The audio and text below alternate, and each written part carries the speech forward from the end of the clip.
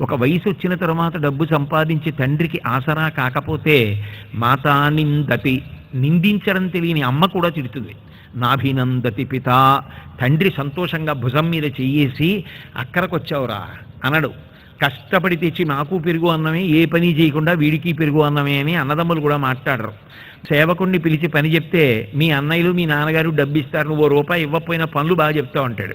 కొడుకు చదువుకోవడానికి డబ్బిచ్చి చదివించకుండా ఏ రూపాయి సంపాదించకపోతే కొడుకు కూడా తండ్రి ఇంట్లోకి వస్తున్నప్పుడు ఎదురెళ్ళి కాళ్ళు కడుకోవడానికి చెంబుతో నీళ్లు ఇవ్వడు. భార్య కూడా ప్రియమార కౌగిలించుకోదు.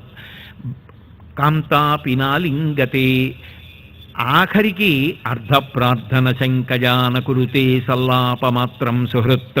ఆయన మంచి స్నేహితుడు పాపం. అయితే ఎంతకాలం ఆయన మాత్రం కనపడ్డప్పుడల్లా అప్పడిగితే ఇస్తాడు. అందుకే ఈయన యువతల వైపు నుంచి అమ్మాయి అంటే చూడనట్టుగా పని లేకపోయినా అటు వెళ్ళిపోతాడు. ఎందుకంటే బాబు ఇటు వస్తే డబ్బులు అడుగుతాడు. ఆయన ఏం చెడ్డవాడు కాదు, మంచివాడే, కానీ వీడు రూపాయి సంపాదించకపోతే ఎంతకాలం చూస్తారు.